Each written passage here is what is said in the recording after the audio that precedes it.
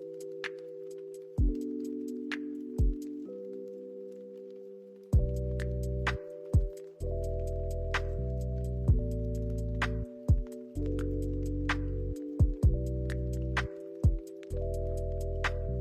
2010, the whole of Africa was in pain. It was in serious pain as Asamoah Gyan missed the penalty which could have sent Ghana to the semi-finals of the World Cup and could have been the first African team to do so on African soil. But alas, Asamoah Gyan missed that crucial penalty. This time, the tables were turned and Ghana needed to hold on to a draw to qualify to the round of 16 and at the same time knock out the team that unfortunately removed them in 2010, Uruguay. The match was going to be physical and was going to be fierce as these two teams had met in 2010, which caused a lot of upset. So there was no such thing as a friendly rivalry. This was either about revenge or repeat.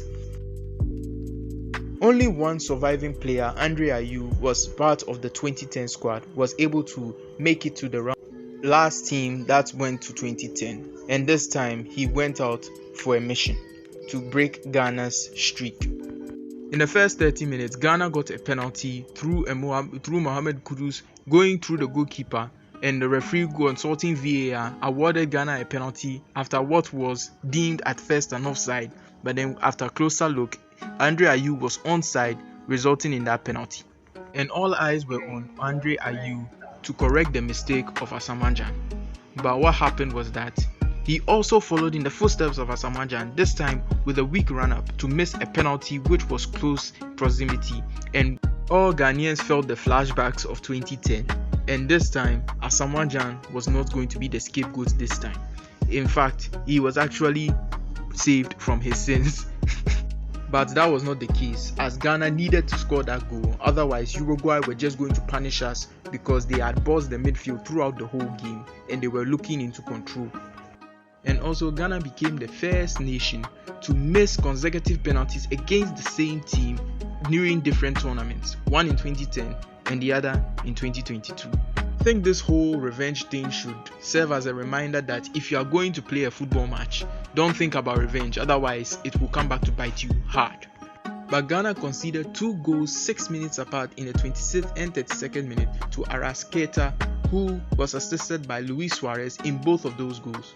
Talk about poetic advantage for Uruguay, as Luis Suarez was the same person who used his hand, this time decided to use his feet to assist his teammates to score the goal. Ghanaians were absolutely livid with this assist. But as Uruguay were simply about to win the game and take over the whole tournament and qualify to the round of 16 with Portugal, Portugal unfortunately lost by 2 goals to 1 against South Korea, which meant that at the time that Uruguay were leading 2-0, they needed another goal as they were going out to the competitions on goals scored, which meant that they had scored only 3 goals, and as South Korea had scored more than 3, which was 4. And I bet you that Ghanaians heard the rumble around the stadium.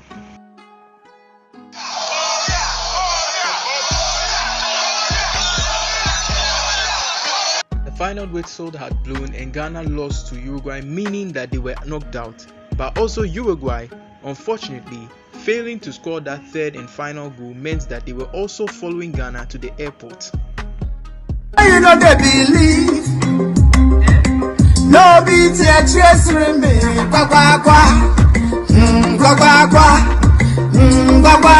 And as long as Uruguay didn't qualify, it didn't get to Ghana, we were okay. So the final group standings saw that Portugal qualified ahead as top group winners, with Korea snatching that second position ahead of Uruguay and Ghana, who both of us, we are coming home peacefully and the beef has ended. But I know people will blame this on the 3 of them. I won't say anything else. So as Ghana is out, this concludes our video tour of the World Cup. Like and share the video and tell us what you thought about Ghana's World Cup campaign. This is from the pitch side saying goodbye and see you next time. My blues are written now. I like the way I'm feeling now. Boy, you got smart thing with the stress me, but right now I'm chilling now. Way out my feelings and nothing can stress me.